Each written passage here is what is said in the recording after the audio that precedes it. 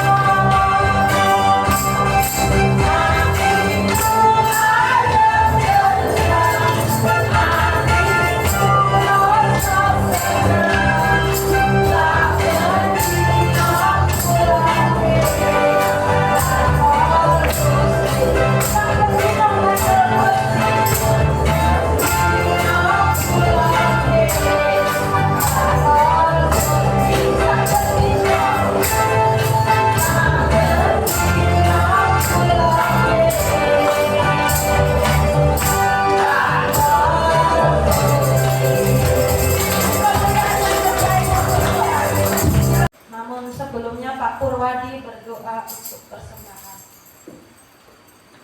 Tuhan Allah Bapa yang Maha Kudus, terima kasih atas kesempatan yang Tuhan berikan kami ini, sehingga kami masih bisa bersama-sama dengan saudara kami yang berasal di dalam nama-Mu beribadah di minggu pagi ini. Tuhan, kami telah memuji dan memuliakan nama-Mu. Tibalah saatnya bagi kami untuk memberi yang terbaik bagi Tuhan yang kami ambil dari sedikit berkat yang luar biasa kami jawab dari kita. Bapa, berikan kesembahan kami ini sehingga bisa berguna bagi perluasan kerajaan di tempat ini dan bagi saudara-saudara kami yang saat ini belum bisa memberi yang terbaik bagi Tuhan, murahkan berkat Tuhan sama-sama. Nama Tuhan Yesus kami berdoa. Haleluya. Amin. Diberkatilah orang yang diberkati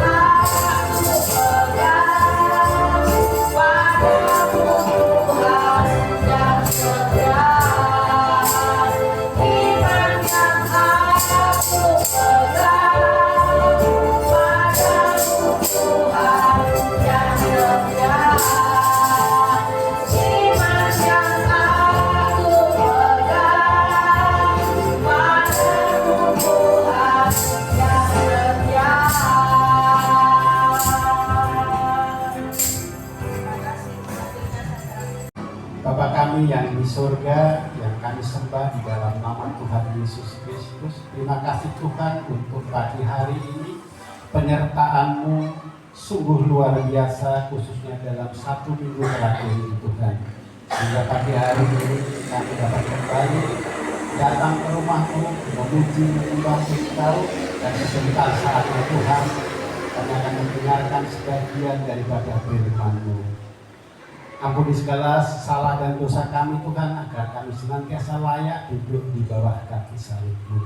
Urapi dan berkati setiap kami yang hadir pada pagi hari ini, dan biarlah firman itu semakin meneguhkan, menguatkan, menumbuhkan iman percaya kami, sehingga kehidupan kami Tuhan senantiasa menjadi pionir-pionir dimanapun kami tinggal. Untuk hamba-Mu yang telah Engkau persiapkan untuk menyampaikan kebenaran firman-Mu pada pagi hari ini, kiranya Tuhan juga mengurapi, dan biarlah apa yang keluar dari bibir mulut hamba-Mu ini adalah otoritas yang datang daripada-Mu dan menguatkan setiap kami, sehingga ketika kami pulang membawa berkat rohani yang datang daripada-Mu. Terima kasih Tuhan, kami siap untuk mendengar. Dalam nama Tuhan Yesus kami berdoa dan mengucap syukur. Haleluya.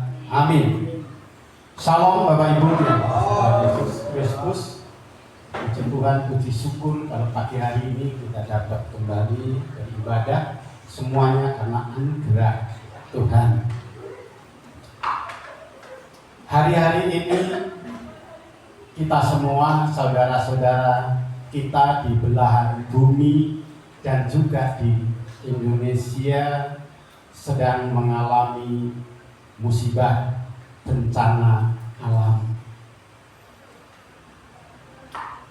Angin puting beliung, pohon tumbang, banjir bandang, banjir rob, dan tanah longsor. Bencana-bencana itu terjadi, ada yang karena memang faktor alam, tetapi tidak sedikit karena ulah manusia. Karena dalam mempergunakan tata guna lahan tidak lagi memperhatikan daya dukung lingkungan, sehingga membuat kerusakan ekosistem alam itu sendiri. Inilah menjadi keprihatinan kita semua, dan kita harus ambil bagian untuk melestarikan alam itu sendiri, memperhatikan kearifan lokal, sehingga ekosistem di alam ini kembali baik-baik saja. Bapak Ibu yang dikasihi oleh Tuhan Yesus, kita hidup di dalam masyarakat yang majemuk. Tetapi ada satu daerah yang saya perhatikan dan baca di berita, satu kabupaten itu penduduknya 94% adalah saudara-saudara kita seiman. Mereka mengalami bencana yang luar biasa. Mereka juga perlu kita doakan, kita dukung agar dikuatkan dalam menghadapi bencana itu, seperti ujian penyembahan tadi. Sekalipun dalam lembah gelap, tetap percaya kepada Tuhan. Itu yang dialami saudara-saudara kita. Kabar baiknya adalah bahwa perayaan Natal nasional tahun 2025 ini difokuskan pada kesatuan, persatuan, dan kebersamaan. Dalam pelaksanaannya melibatkan seluruh komponen masyarakat, pemeluk-pemeluk agama yang lain, yang tujuannya tadi untuk kesatuan, persatuan, dan juga untuk ekonomi lokal. Tentu menjadi harapan kita semua, perayaan seperti itu bukan hanya di tingkat nasional, tetapi juga sampai ke level paling bawah, sehingga kabar baik Injil firman Tuhan tersampaikan, didengar oleh banyak orang. Bapak Ibu yang dikasihi oleh Tuhan Yesus Kristus, hari-hari ini sudah masuk, hari ini sudah tanggal 30 November. Berarti tahun ini tinggal sebentar lagi, 1 bulan lagi. Gereja kita sudah mulai berhias, termasuk kita sudah pasang pohon Natal. Ada yang memperbarui catnya, kebetulan gereja kita baru. Ada yang renovasi karena menyambut kedatangan saudara-saudara kita yang mungkin pulang dari perantauan. Termasuk kita orang Kristen, rata-rata sudah mempercantik rumahnya. Di rumah saya sudah hampir sebulan sudah pasang pohon Natal. Istri saya yang kebetulan hari ini tidak bisa hadir, kebetulan ada kegiatan pelayanan ke Boyolali, juga sudah sedikit menghias. Begitu juga di pusat-pusat perbelanjaan, ruang-ruang publik juga sudah dipercantik dengan nuansa Natal. Ini yang patut kita syukuri. Oleh karena itu, Bapak Ibu, kita juga harus ambil bagian di dalam hal memperingati kelahiran Tuhan Yesus Kristus. Mengakhiri tahun 2024 yang lalu, dipimpin oleh Bapak Gembala, kita telah membungkus, melupakan masa lalu dengan menuliskan di atas carik kertas, kemudian membakarnya bersama-sama di tempat ini. Saatnya hari ini kita mencoba untuk mengevaluasi diri kita masing-masing. Sudahkah kita melakukan komitmen yang kita buat itu untuk lahir baru, menjadi ciptaan baru, melayani Tuhan dengan sepenuh hati? Kalau belum, masih ada waktu selagi Tuhan masih memberikan nafas kepada kita. Bapak Ibu yang dikasihi oleh Tuhan Yesus Kristus, saatnya kita akan mendengarkan firman Tuhan.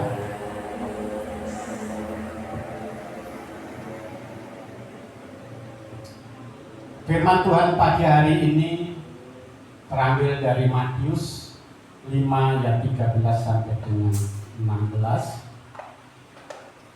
Silakan Bapak Ibu membuka Alkitabnya atau HP kitabnya, atau yang tidak membawa atau karena kesulitan membaca seperti saya, boleh melihat yang di layar.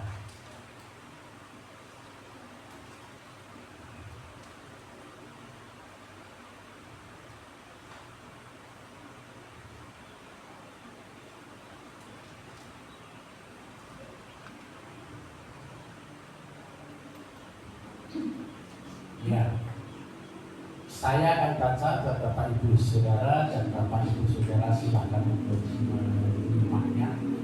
Demikian firman Tuhan Matius 5 ayat 13 sampai dengan 16. Kamu adalah garam dunia. Jika garam itu menjadi tawar, dengan apakah ia diasinkan?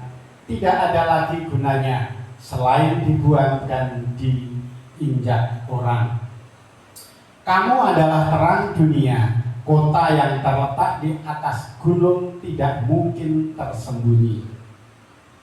Ayat 15. Lagi pula orang tidak menyalakan pelita lalu meletakkannya di bawah gantang, melainkan di atas kaki dia, sehingga menerangi semua orang di dalam rumah itu. Ayat 16. Demikianlah hendaknya terangmu bercahaya di depan orang, supaya mereka melihat perbuatanmu yang baik dan memuliakan Bapamu yang di surga. Demikian pembacaan firman Tuhan. Bapak Ibu yang dikasihi oleh Tuhan Yesus Kristus, kalau kita memperhatikan latar belakang dari Matius 5 ayat 13 sampai dengan 16 adalah bagian dari khotbah Yesus di bukit.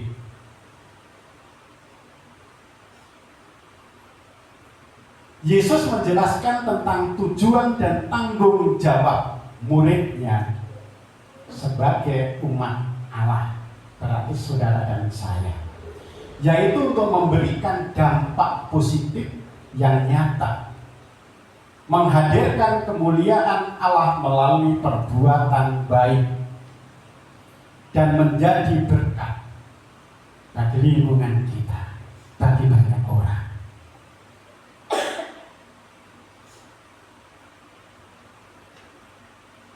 Dalam perikop Matius 5 ayat 13 sampai 16,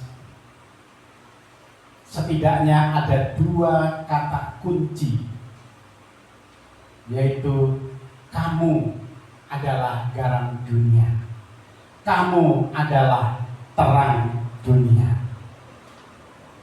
Garam itu melambangkan kualitas, sedangkan terang itu melambangkan harapan. Ujian tadi menyatakan, masihkah ada harapan? Kita belajar hari ini.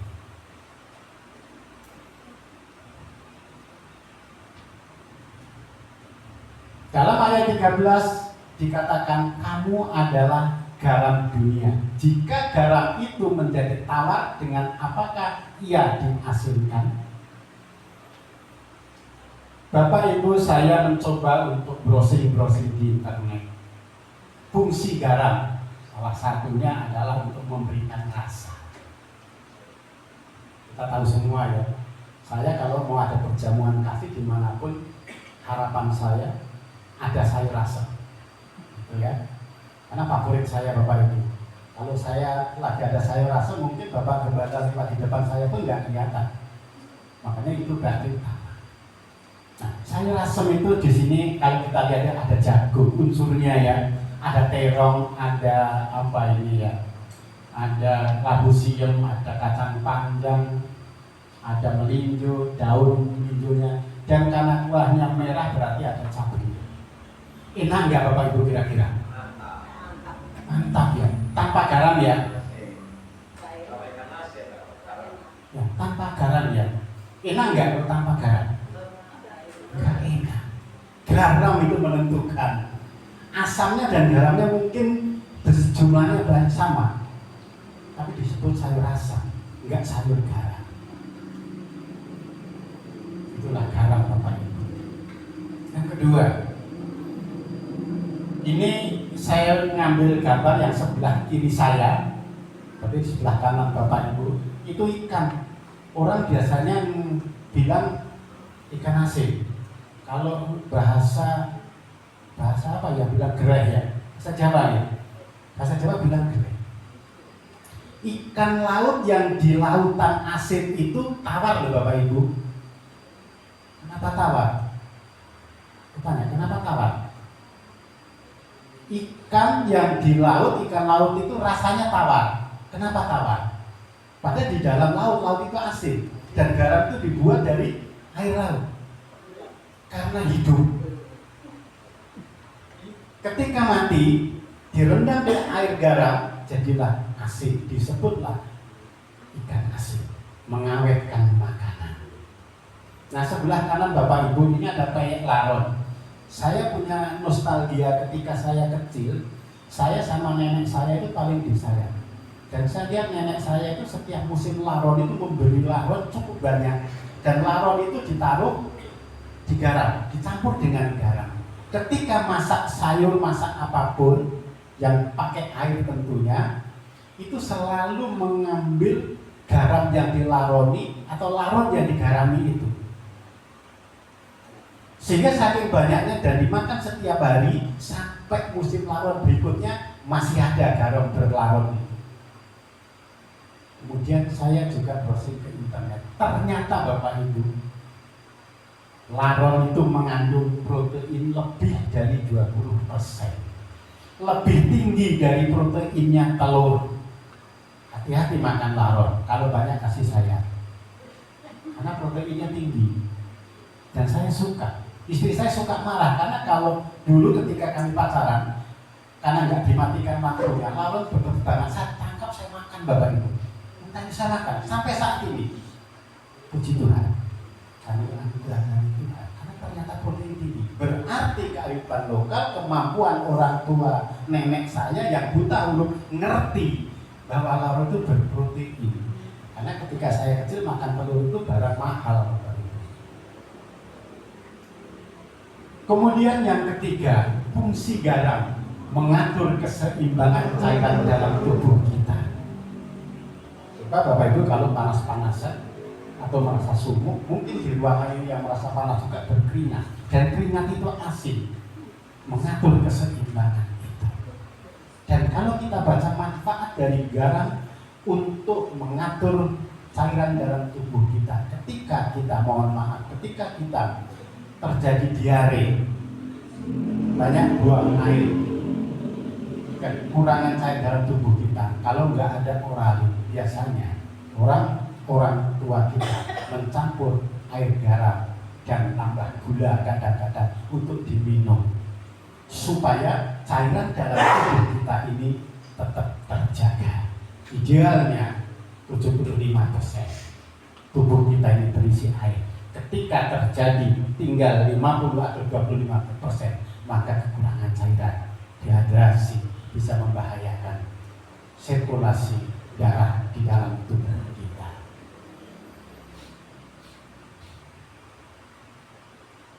Apa sih maknanya? Apa sih pesan rohani dari perumpamaan metafora garam yang diberikan oleh Tuhan Yesus kepada murid-muridnya itu? Dalam Roma 12 ayat 9 dikatakan, hendaklah kasih itu jangan pura-pura, jauhilah yang jahat dan lakukanlah yang baik.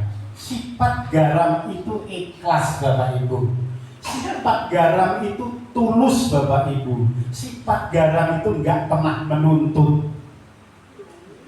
Enggak seperti kita, sekalipun disebut sebagai pahlawan tanpa tanda jasa, masih juga demo menuntut. Garam, walaupun fungsinya luar biasa, enggak peduli disebut ataupun tidak. Yang penting dia memberi rasa, yang penting mengawetkan makanan, yang penting menjaga sirkulasi dan seterusnya. Itulah makna daripada garam. Ayat yang ke-10, hendaklah kamu saling mengasihi sebagai saudara dan saling mendahului dalam memberi hormat. Proaktif Bapak Ibu, garam begitu dimasukkan dia akan menyebar, jatuh sedikit menyebar kemana-mana, memberi dampak, memberi rasa. Itu juga kita. Tuhan mau dalam Roma 12 ayat 10 supaya kita berlomba-lomba dalam kebaikan, bukan berlomba-lomba dalam kejahatan. Ini penting Bapak Ibu. Ayat 11 dan 12. Janganlah hendaknya kerajinanmu kendor, biarlah rohmu menyala-nyala dan layanilah Tuhan. Bersukacitalah dalam pengharapan, sabarlah dalam kesesakan, dan bertekunlah dalam doa.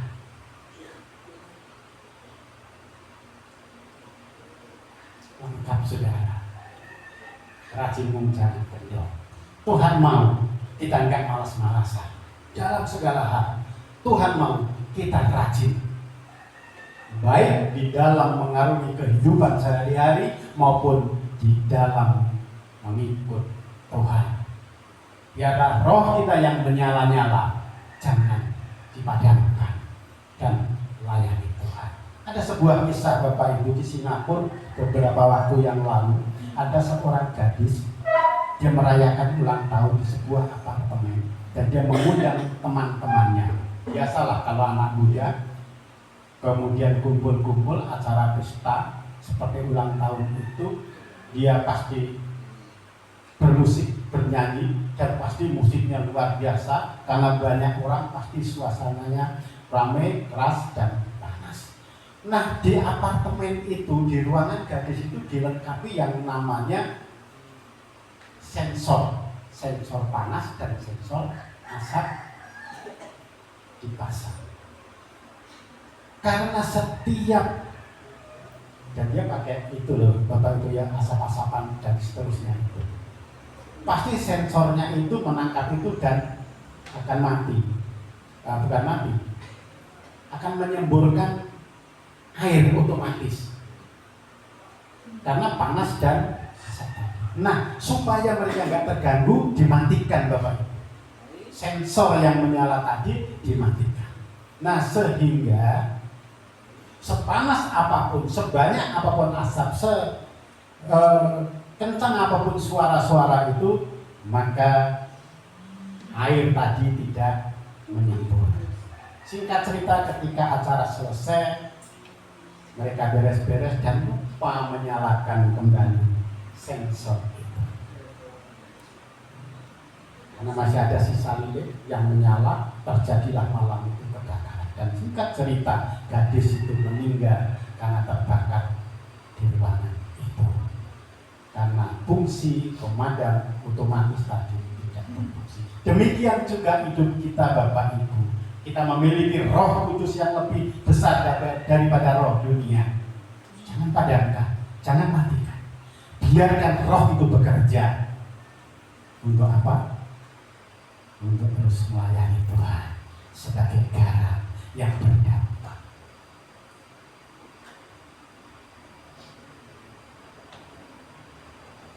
Karena apa Bapak Ibu?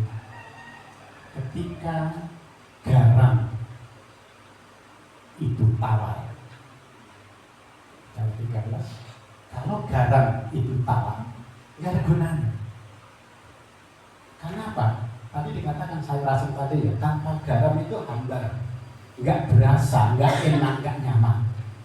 Wis kok. Termasuk kalau sambal hijau, nah Pastor Jono bikin sambal hijau coba nggak dikasih garam Pak. Saya nggak akan bilang enak kan Pastor. Tapi garam punya peran. Itulah garam.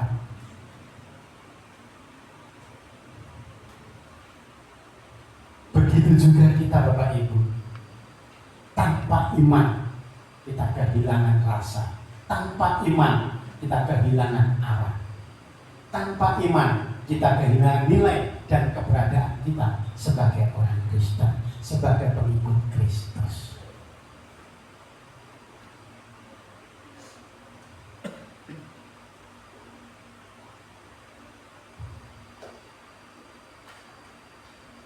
Karena itu, mari terus kita lakukan kebersamaan seperti yang selama ini sudah kita lakukan. Karena apa Bapak Ibu? Kebersamaan, persekutuan seperti yang kita lakukan ini membuat relasi yang baik, baik dengan Tuhan maupun dengan sesama.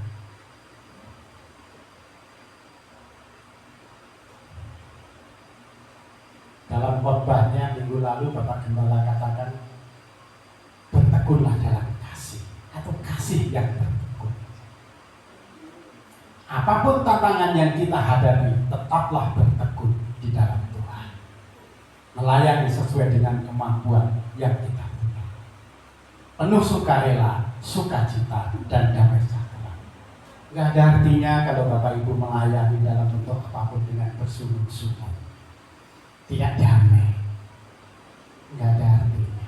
Karena itu, sekecil apapun kontribusi kita harus dengan penuh sukacita.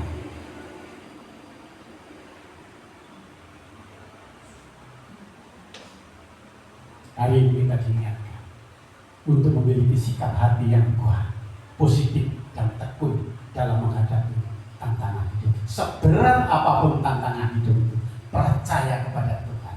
Tuhan pasti punya rencana. Ketika kita ngambil Gusti, ketika kita mengandalkan Tuhan, ketika kita berserah sepenuhnya kepada Tuhan.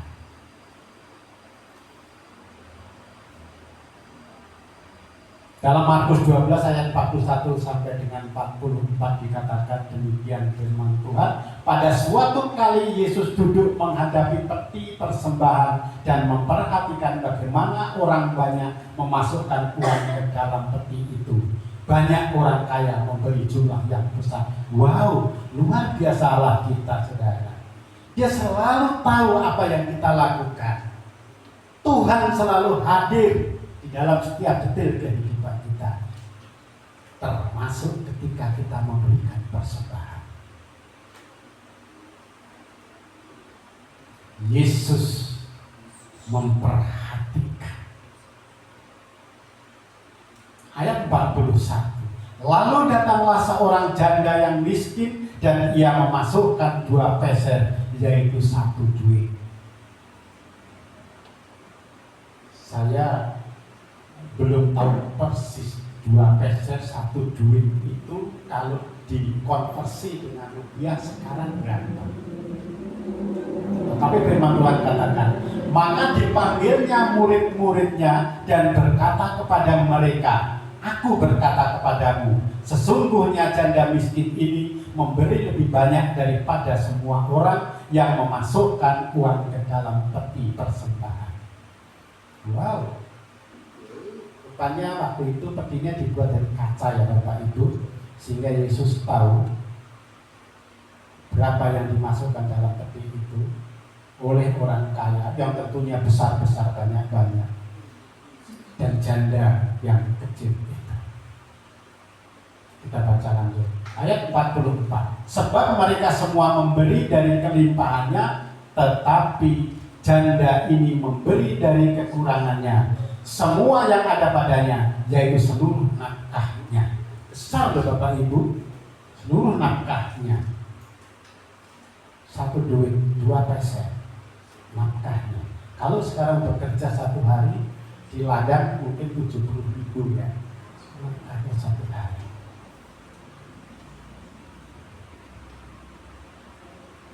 Tuhan selalu hadir. Dan dalam konteks persembahan ini yang ingin Yesus sampaikan adalah memberi itu dasarnya keikhlasan, ketulusan, bukan besarnya, bukan kecilnya. Mungkin orang kaya tadi memberikannya 10% atau 1% atau 5% atau 50%. Tapi janda itu memberikan seluruh nafkahnya, berarti 100% yang ditekankan. Memberi kepada Tuhan dasarnya bukan persentase, tetapi ketulusan, keikhlasan, kemampuan. Ini menjadi renungan kita bersama.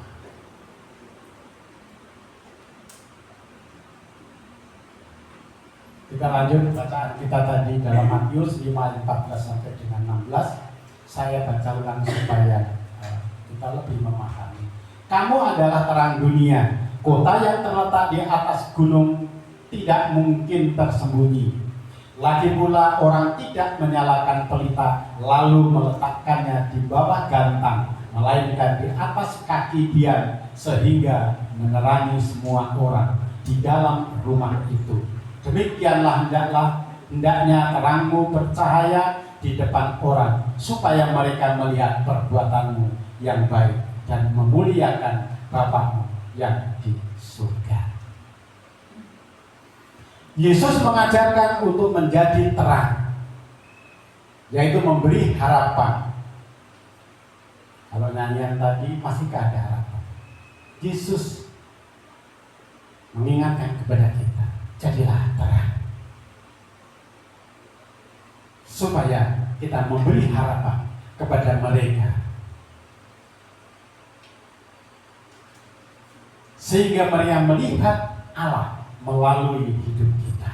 Sekecil apapun Bapak Ibu terang yang Tuhan taruh, kita harus memancarkan cahaya supaya berdampak. Jadilah terang yang dapat menginspirasi orang lain untuk mengenal Allah. Jangan sembunyikan iman kita. Saya setuju dengan kesaksian Bu Christine beberapa waktu yang lalu. Tidak satu kebetulan, Tuhan punya rencana kalau kita ditempatkan di mana kita tinggal saat ini, supaya berdampak, supaya menjadi garam, supaya menjadi terang, sehingga nama Tuhan dimuliakan melalui hidup kita. Amin Bapak Ibu. Haleluya.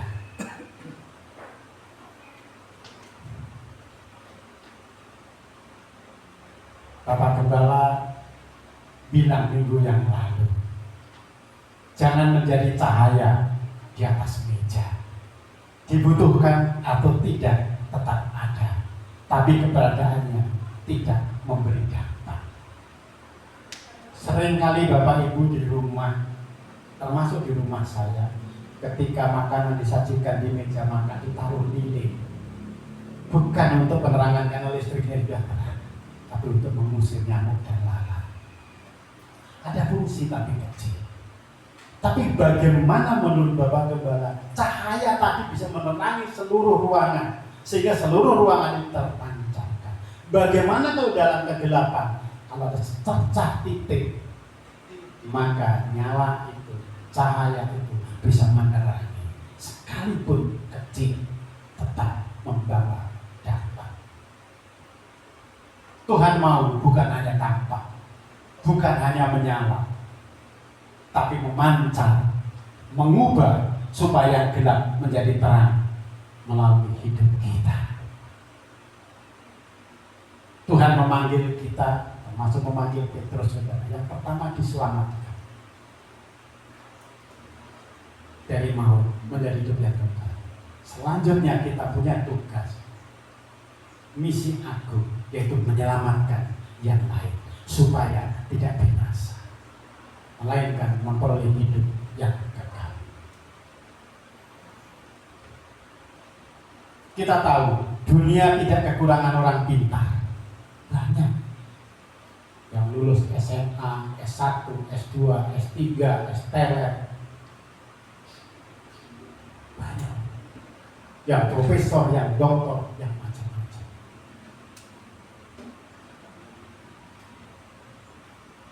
Tapi minus orang jujur, minus orang yang jujur. Pada Tuhan mau kita memuliakan Tuhan. Kalau kita introspeksi diri Bapak Ibu, sudahkah kita hidup benar di hadapan Tuhan? Kalau belum, bertobat mulai hari ini. Yuk kita belajar untuk terus memuliakan Tuhan dalam hidup kita, supaya kita menjadi inspirasi, menjadi contoh, menjadi teladan dimanapun kita tinggal. Dunia tidak kekurangan pemimpin, Bapak Ibu. Banyak yang bisa memimpin. Buktinya ketika ada proses pemilihan, calonnya banyak, baik yang memenuhi syarat maupun yang tidak memenuhi syarat. Itu menunjukkan bahwa kita tidak kekurangan, tapi kekurangan pelayan-pelayan yang sepenuh hati. Kita harus ambil bagian bagaimana kita bisa melayani Tuhan dan melayani Tuhan. Tadi sudah saya katakan, banyak yang punya gelar, tetapi minim sekali orang yang punya panggilan untuk melayani Tuhan. Perlu kita sadari Bapak, kesuksesan sejati bukan saat nama saudara, nama saya dikenal luas. Monca, termasuk karir kita, sampai puncak karir kita, sampai puncak sukses usaha kita. Wow, luar biasa. Bukan itu. Tetapi kesuksesan itu sesungguhnya ketika melalui hidup kita nama Tuhan dimuliakan. Melalui hidup kita nama Tuhan dikenal dan banyak orang diselamatkan. Karena itu ketika kita melakukan apapun, dimanapun, kapanpun, dalam suasana apapun, lakukanlah semata-mata itu untuk Tuhan. Takutlah sama Tuhan, karena Tuhan selalu melihat apapun yang kita lakukan, termasuk niat dalam hati. Tuhan sudah tahu. Percayalah, kalau kita melakukan sesuatu semata-mata karena Tuhan, maka kita tidak mudah kecewa, putus asa, dan kita tidak akan bersekongkol dengan iblis yang mencuri kemuliaan Allah. Selalu hidup benar di hadapan Tuhan.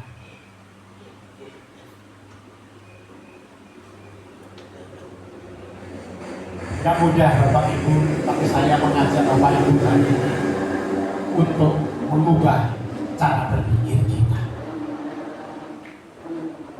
Salah satu tanda, salah satu ciri orang Kristen, ya kalau minggu itu ibadah ke gereja, tinggalkan sejenak rutinitas. Yuk kita renungkan firman Tuhan. Dalam Keluaran 16 ayat 26 dan seterusnya dikatakan, 6 hari lamanya kamu memungutnya, tetapi pada hari yang ketujuh ada Sabat, maka roti itu tidak ada pada hari itu. Cuma Bapak Ibu, kalau mereka tetap bekerja, ya hari Minggu itu sebelum ibadah, Tuhan menyediakan 6 hari, yang 1 hari untuk Tuhan. Ayat yang ke-27, tetapi ketika pada hari ke-7 ada dari bangsa itu yang keluar memungutnya, tidaklah mereka mendapatkannya. Sering disampaikan bahwa berkat itu tidak semata-mata yang berupa berkat jasmani, tapi juga berkat rohani. Kekayaan tidak dilihat berapa banyak harta, karena itu akan dimakan dan habis di dunia ini.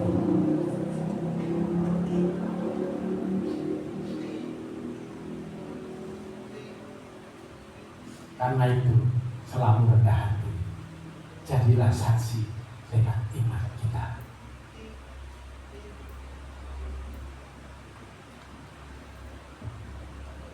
Beberapa waktu yang lalu, ini sebuah kesaksian Bapak Ibu, anak saya yang nomor 2 bekerja di sebuah perusahaan jasa, dan saat itu posisinya sebagai koordinator wilayah untuk Jawa Barat. Luar biasa. Dan bekerjanya dari Senin sampai dengan Senin, nggak ada hari libur. Kalaupun libur itu tidak hari Minggu, karena hari Minggu itu justru hari di mana banyak penjualan. Satu ketika saya tanyakan, gimana pekerjaannya? Dia bilang karirnya bagus, gitu ya, karena dia dulu sebagai koordinator wilayah kecil bisa meningkat ke jabatan dan seterusnya. Saya tanya, statusmu di perusahaan itu apa? Saya kontrak. Berapa lama? 2 tahun. Kontrak itu bukan karir, saya bilang. Kontrak itu bukan karir. Karena ketika kontraknya habis harus nego ulang. Nego ulang itu bisa gajinya naik, bisa juga gajinya turun, bisa juga posisinya di situ, bisa juga posisinya di luar.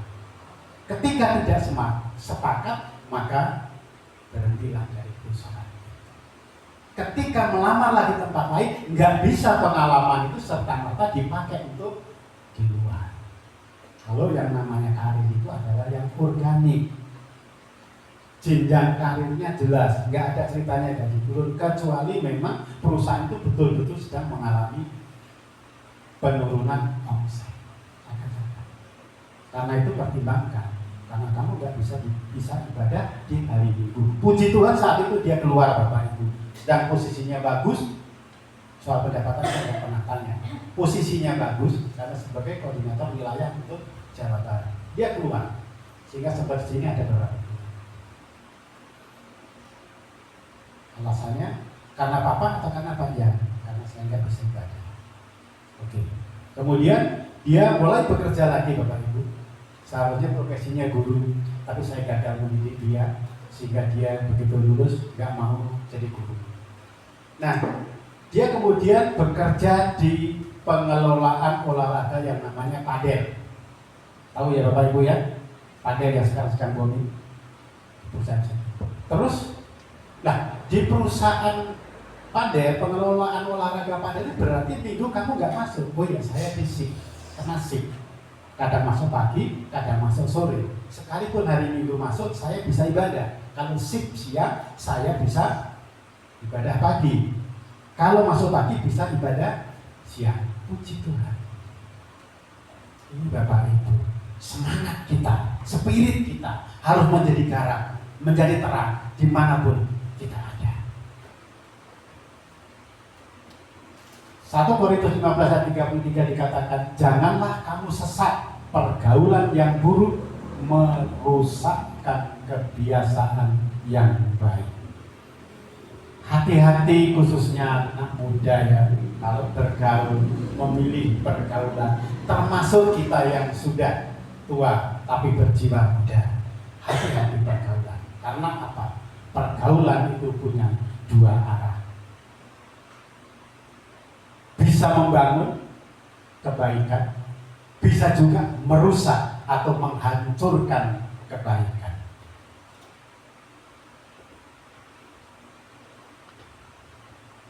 Bisa juga menyelamatkan, bisa juga membinasakan.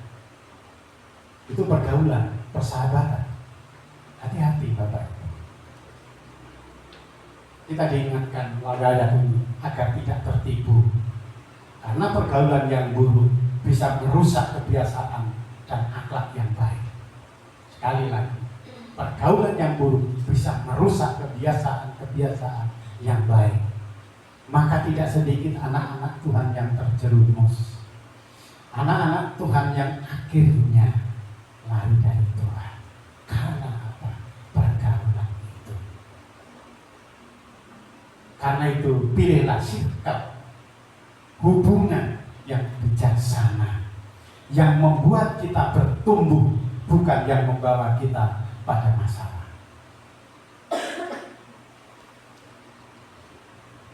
Dalam Amsal 27 ayat 6 dikatakan, seorang kawan memukul dengan maksud baik, tetapi seorang lawan mencium secara berlimpah-limpah. Saudara, ketika malam mau ditangkap saat itu, sudah memeluk dan mencium Yesus. Katakan itu sebagai tanda. Siapa yang aku cium, siapa yang aku peluk, itulah dia, Guru Yesus. Saudara, hati-hati. Apa yang kelihatan belum tentu baik.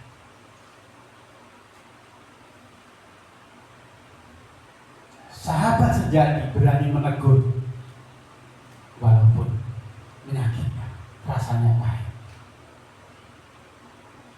Teguran sahabat sejati pasti tulus, ikhlas. Demi apa? Demi kebaikan kita. Sahabat sejati juga akan menerima kekurangan kita, rela berkorban dan tetap menganggap kita berharga di matanya, meskipun tahu kita punya kekurangan. Itulah Yesus, sahabat sejati kita. Yesus yang selalu hadir, Yesus yang selalu menegur kita, Yesus yang selalu mengingatkan kita ketika kita salah melakukan, ketika kita salah mengambil tindakan. Dia tetap setia. Janjinya ya dan amin, pasti digenapi. Waktunya kapan? Waktunya Tuhan, bukan waktunya kita. Saat yang tepat, saatnya Tuhan. Oleh karena itu Bapak Ibu, jadilah garam, jadilah terang, dan jadilah pembeda. Jaga integritas, jadilah bagian solusi, bukan bagian pembusukan, supaya nama Tuhan terus dimuliakan. Demikian firman Tuhan yang kami sampaikan pada hari ini. Kiranya Tuhan Yesus memberkati. Mohon izin Bapak Saudara boleh berdoa untuk firman Tuhan.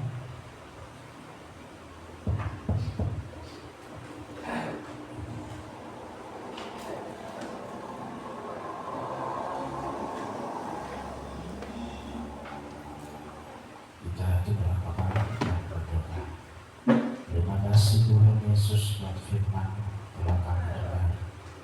Biarlah firman Tuhan Yesus sungguh terpatrai di hati kami, sehingga Tuhan apa yang Tuhan mau, apa yang Tuhan kehendaki, tersimpan di dalam hati kami, terlebih lagi Tuhan kami lakukan dalam hidup kami hari lepas hari. Dan biarlah kami Tuhan sungguh sadar bahwa hidup kami akan fungsi dan manfaat kami kepada banyak orang, yaitu menjadi garam dan menjadi terang bagi dunia. Terima kasih Tuhan Yesus buat firman yang kembali mengingatkan kami dan terus mengingatkan kami Tuhan, sehingga kami sungguh memiliki kesadaran yang lahir dari hati kami dan kami lakukan dalam kehidupan kami Bapa. Terima kasih Tuhan Yesus, terima kasih hamba-Mu berhenti berbicara. Biarlah Roh Kudus-Mu Tuhan akan terus Tuhan menuntun kami, mengarahkan dan memimpin kami, sehingga hidup kami Tuhan searah dengan firman, searah dengan janji Tuhan untuk kami hidup berkenan dan layaknya apa-Mu Tuhan. Dan biarlah Tuhan memakai hamba-Mu lebih lagi Tuhan menjadi saluran berkat-Mu buat setiap kami Tuhan.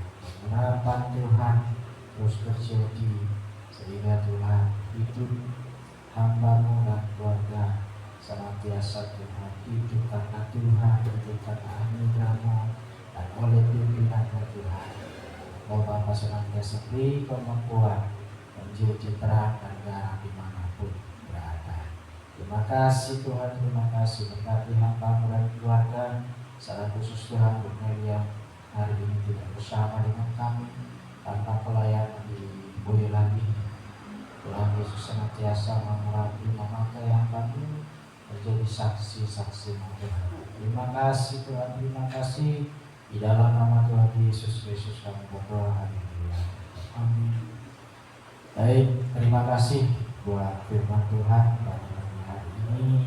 Kepada hamba-Nya yang telah menyampaikan firman Tuhan, dan juga kepada setiap kita yang hadir. Terima kasih buat kerawan kehadiran Bapak Ibu, untuk kita semakin membangun kebersamaan, kesatuan di dalam Tuhan, sehingga kita memiliki kekuatan. Karena di luar Tuhan kita nggak bisa ngapa-ngapain, kita tidak mampu, kita tidak bisa hidup seperti yang Tuhan mau. Seperti tadi firman Tuhan sampaikan, jangan sampai kita menjadi garam yang tidak asin lagi, tidak ada gunanya loh. Dimana Tuhan sudah jelas mengatakan tidak ada gunanya selain apa? Dibuang dan diinjak-injak. Orang siapa itu? Ya saudara dan saya, bukan orang di luar sana yang kena firman Tuhan itu, tetapi orang-orang gereja. Orang-orang gereja yang setelah kehilangan identitasnya, orang-orang gereja yang sudah kehilangan Kristus di dalam hidupnya, yang sudah tidak lagi ikut Tuhan, yang sudah tidak lagi tertarik kepada Tuhan, yang sudah tidak lagi rindu dan apa firman Tuhan. Firman Tuhan jelas mengatakan mereka adalah orang yang tidak ada lagi gunanya. Mau nggak kita dikatakan seperti itu? Pastinya kan nggak mau. Nah, untuk kita mau seperti Tuhan, ya berjuanglah, berusaha. Karena dengan demikian maka kita akan sungguh-sungguh bertemu dan berjumpa dengan Tuhan kita Yesus Kristus. Apapun keadaan kondisi setiap kita, mungkin kita sudah tua, kita setengah tua, kita remaja, setengah remaja, anak-anak, posisi kita sama di hadapan Tuhan. Siapa yang sungguh-sungguh, siapa yang giat di dalam Tuhan, entah itu umurnya udah sangat sepuh, entah umur kita itu sangat masih muda, anak-anak, nggak peduli. Karena yang Tuhan mau lihat adalah hidup kita bermanfaat, berfungsi bagi sesama. Itu firman Tuhan. Dan pengumuman untuk ibadah kita di dalam minggu ini, ibadah konser seperti biasa, dan jadwalnya sudah habis, tetapi kemarin masih ada ya. Yang putaran kemarin itu siapa ya? Nah, kalau nggak ada nanti di gereja kami akan sampaikan, karena jadwalnya belum jadi, kami akan sampaikan di grup. Kami konser tetap akan jalan dan ibadah seperti biasa. Minggu pertama kita selesai dengan perjamuan kudus, dan kemudian juga untuk saya sampaikan di sini untuk bantuan kita dari Kesra, dari Bupati. Baru kemarin minggu berapa hari yang lalu proposalnya disuruh ganti yang baru. Jadi kami balik lagi ke desa dan semuanya dibuat baru karena ada kesalahan di tanggal atau tanggal yang harus. Ya sebenarnya salah dari mereka juga, koordinasi di bulan Juni ternyata harus di bulan Maret. Jadi semuanya kita buat lagi yang baru dan hari Selasa kemarin harusnya antar. Dan kemungkinan ya bulan depan besok sudah ada pencairan, karena memang dari Kesra juga mengejar-ngejar penerima-penerima yang belum memperbaharui proposal segera mungkin, karena mengejar waktunya sudah tidak sedikit. Untuk sebisa mungkin tahun ini semuanya sudah dicairkan bersama seperti itu. Jadi kita tunggu saja. Selain kita menunggu Natal yang akan, kita juga menunggu yang lain. Oleh karena itu tukamnya perlu dipersiapkan ya. Tolong Pak siapa? Pak Giat diminta tolongin cari tukang. Mungkin dari kita ada Pak Purwadi, ada Pak Putio yang bisa bantu, tapi tukang kita butuh 2 yang bisa ngerjain kayunya, karena kita juga mau ngerjain peti untuk barang-barang di belakang itu. Saya pengen ada peti 2 di situ untuk simpan barang-barang yang ada, seperti pohon Natal itu kalau sudah kita akan Natal kita simpan dengan baik. Nah, kita butuh peti. Jadi petinya itu berapa meter itu, macam pintu itu kita dengan ukuran paling lebarnya 40 cm dan kemudian panjangnya 2 meter, 2 peti lah. Saya lihat untuk bisa untuk ditempati duduk atau jadi meja. Tapi di bawahnya untuk barang-barang yang memang kita dari lapangan kita tahu di situ biar berantakan dari belakang kita berantakan sekali. Opsi aja kalau peti gitu ya, itu kan terbatas. Kalau kira-kira dimungkinkan ada space, apa nggak bikin bidang kecil? Mudah. Ya, mungkin lebih efektif ya.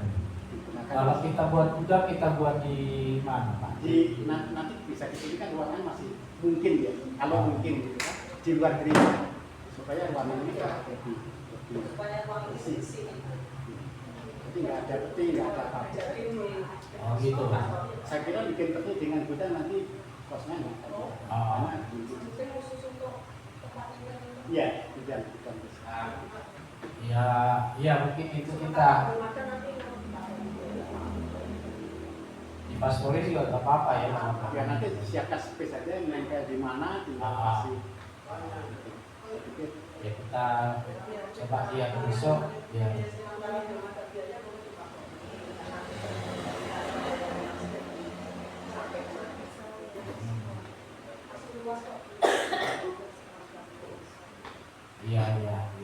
Ya nggak apa-apa, yang penting di belakang itu bersih. Anak-anak yang berantakan dan enak kita lihat, ada buri, ada piring, ada panci, ada alat yang lainnya itu yang sangat-sangat mengganggu. Dan kemarin juga dari di Nordesi ngusulin tambah kamar mandi 1. Jadi sebenarnya bisa sih ditambah di dekat itu juga, tapi ya kembali lagi ya, pelan-pelan, apalagi saya lihat ruang kamar mandi itu memang harus dikerjain ulang. Dia kemarin kan ngomong itu masa keramiknya itu berantakan ya Pak, dan dia mau usia kerjain. Jadi keramik itu ditutup campuran dikasih keramik yang memang keramik kamar mandi.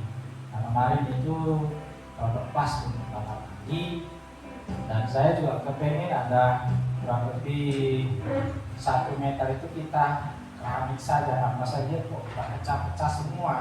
Karena kemarin tidak diportar dulu, langsung dilempol. Nah, di dalam ruangan ini kan memang saya pantau harus diportar dulu, dikasih semen sehingga 2007 pecah-pecah. Tapi yang kamar mandi itu dalamnya itu pecah-pecah. Jadi solusinya memang harus dikeramik dinding kurang lebih 1 meter supaya lebih menarik, sangat bagus. Jadi lumayan banyak yang kita harus usahakan masuk pagar. Kemarin saya datang mungkin 5 jutaan itu mungkin bisa masuk. Dan saya juga punya keinginan ada laburonya, tapi ini masih dalam tahap rencana. Kita lihat takarannya cukup apa enggak. Gimana? Ya kita mengupayakan itu minimal dibantu lah. Nah, kita yang sudah siapkan dana 50 minimal dari sana ya 15 sampai 20. Saya akan sampaikan itu memang minimal mereka membantu dalam hal tukang. Kemarin tukang saya katakan itu sudah 22. Selebihnya bupati dan mungkin lebih kalau saran saya fokus dulu di belakang pastori dan yang tadi. Nanti soal pagar dan depan itu bisa saja tahun depan kan ada potensi untuk bisa. Nah, mungkin gitu. Iya, iya. Nah kalau misalnya lebih bisa ke depan tapi konsen di sana. Iya. Kita pastori memang dulu kita selesaikan. Jika sisa kita akan kerjakan di pagar. Mungkin itu ya yang saya sampaikan. Kita bersabar.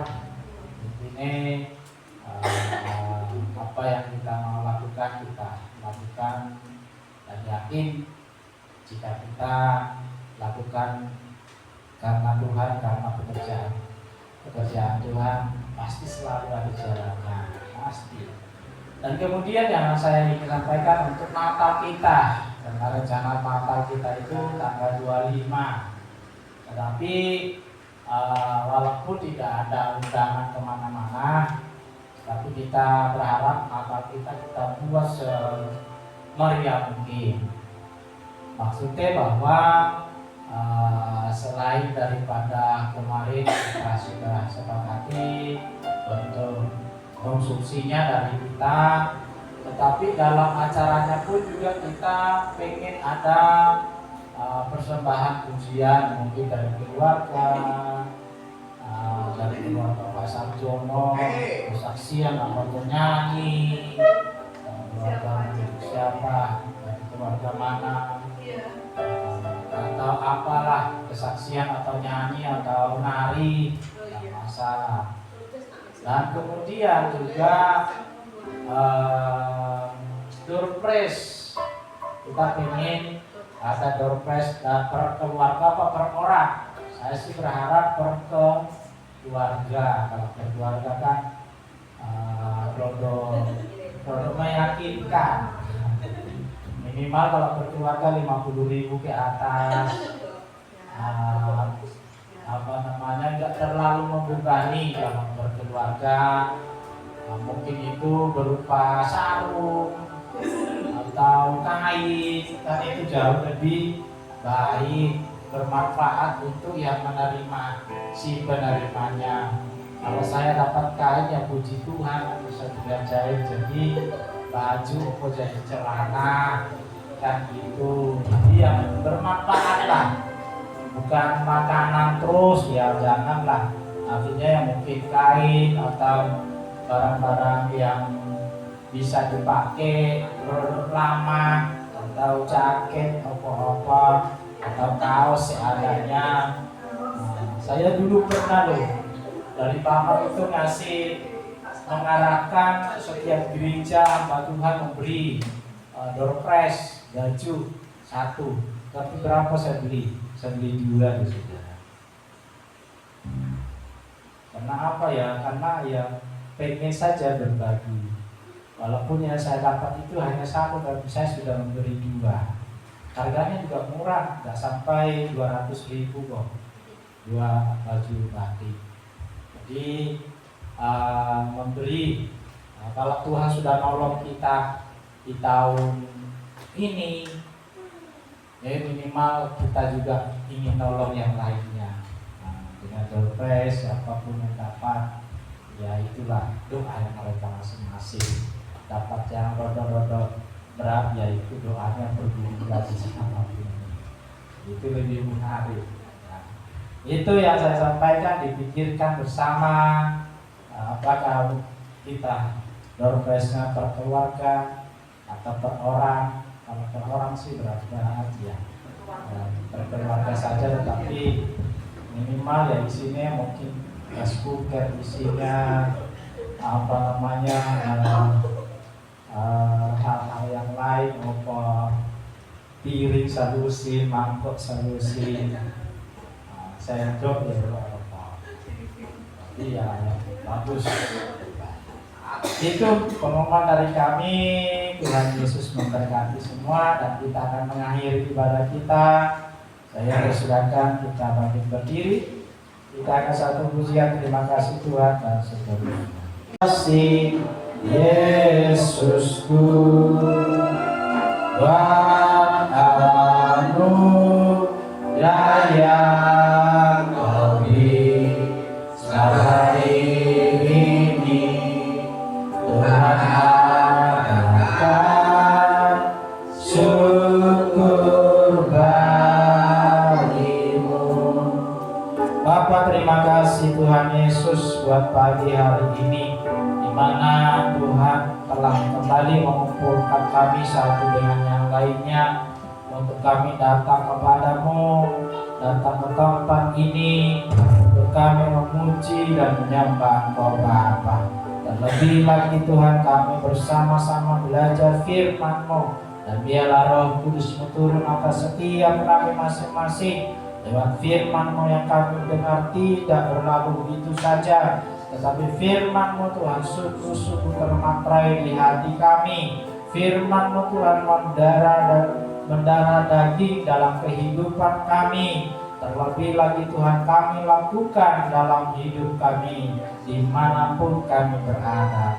Terima kasih Tuhan Yesus, terima kasih Hamba-Mu yang telah menyampaikan firman-Mu. Tuhan memberkati, dan setiap pelayan-pelayan-Mu yang telah melayani pagi hari ini, Tuhan senantiasa memberkati setiap kami, memberi kami lebih lagi karunia-karunia, talenta-talenta untuk kami melayani Engkau Bapa.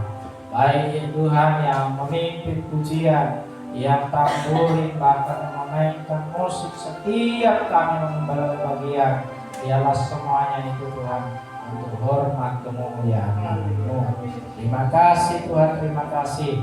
Dan setiap kami yang hadir pada saat pagi hari ini, kami tidak terlewatkan dari berkat daripada Tuhan. Berkat jasmani, berkat rohani, Tuhan akan senantiasa tambahkan dalam hidup kami, sehingga kami menjadi umat-umat-Mu, umat-umat pemenang, umat-umat yang memuliakan Engkau sampai pada akhirnya. Terima kasih Tuhan, terima kasih. Memberkati segala rencana kami secara khusus dalam menyambut hari kelahiran Tuhan kami Yesus Kristus, hari Natal, hari yang sangat bersejarah ini. Biarlah Tuhan hati kami suci kudus, dan biarlah Tuhan hati kami senantiasa dilimpahi sukacita, kebahagiaan atas kelahiran Tuhan. 2000 tahun yang lalu Kau telah lahir, dan hari ini pun Tuhan kami akan memperingati di bulan Desember nanti. Kami percaya berkat Tuhan akan tercurah di setiap kami. Terima kasih Tuhan, terima kasih. Memberkati Tuhan rencana kami untuk pekerjaan pastori, Tuhan berkati proposal yang kami ajukan ke Desra, semuanya dilancarkan sehingga pencairan pun juga cepat dan kami dapat melakukan pekerjaan baik pastori secara khusus dan juga hal yang lain, pagar dan yang lainnya. Terima kasih Tuhan, kami percaya walaupun dana kami terbatas dengan pekerjaan yang banyak, Tuhan akan mencukupi semuanya itu. Terima kasih Tuhan, terima kasih memberkati jemaat-jemaat-Mu yang tidak bisa hadir, mungkin karena sakit. Tuhan Yesus, Engkau sembuhkan mereka. Pertolongan-Mu Kau nyatakan kepada semua jemaat-Mu yang saat ini terbaring sakit dan dirawat di rumah dimanapun. Kasih Tuhan senantiasa nyata bagi mereka. Media tidak bisa bersama dengan kami, Tuhan tolong bisa kembali bertemu dengan keluarga dalam keadaan sehat pula di hari ini. Jemaat-jemaat-Mu yang ada di kota-kota lain, Tuhan memberkati anak-anak kami, Tuhan memberkati setiap mereka, cucu kami, menantu kami dimanapun. Kasih setia Tuhan senantiasa memelihara keluarga kami yang jauh dekat dan dimanapun dalam lingkungan dalam negara Tuhan. Kami berdoa bagi bangsa kami, Tuhan memberkati bangsa kami. Secara khusus Tuhan, hari-hari banyak bencana terjadi, baik gempa bumi, longsor, banjir, secara khusus sudah terjadi di Sumatera. Tuhan, Kau Bapa memberkati banyak kehilangan keluarga mereka, kehilangan harta benda mereka, kehilangan rumah mereka. Tuhan, kami berdoa, Tuhan Yesus teguhkan hati mereka. Tuhan Yesus tolong setiap mereka Bapa. Biarlah pemulihan cepat terjadi. Biarlah semua kejadian apapun membawa kami Tuhan senantiasa mengingat bahwa Engkau-lah Tuhan yang berkuasa atas langit dan bumi bahkan hidup kami. Terima kasih Tuhan Yesus, terima kasih. Terima kasih Bapa. Memberkati lingkungan kami, tetangga kami, dimanapun kami berada. Bapa, jadikan kami pelita dan garam bagi lingkungan kami. Terima kasih Tuhan, terima kasih. Sebentar Tuhan, kami akan mundur dari tempat ini menuju ke rumah kami masing-masing. Tuhan, pelihara langkah kami, dibahkan di rumah dalam keadaan selamat, dan kami kembali masuk dalam segala aktivitas yang Tuhan berikan dan Tuhan percayakan kepada kami. Terima kasih Tuhan Yesus, terima kasih. Mari saudaraku, kita arahkan tangan kita kepada Tuhan. Ulanglah saudaraku dengan damai sejahtera, dan biarlah berkat pertolongan dari Allah Bapa, cinta kasih Tuhan kita Yesus Kristus, dan persekutuan Allah Roh Kudus akan memelihara hati dan pikiranmu dari hari ini sampai Maranatha, Tuhan Yesus datang kembali. Bapa, terima kasih. Bapa, terima kasih. Bapa, terima kasih. Bapa, di dalam surga, Tuhan, terima kasih. Amin.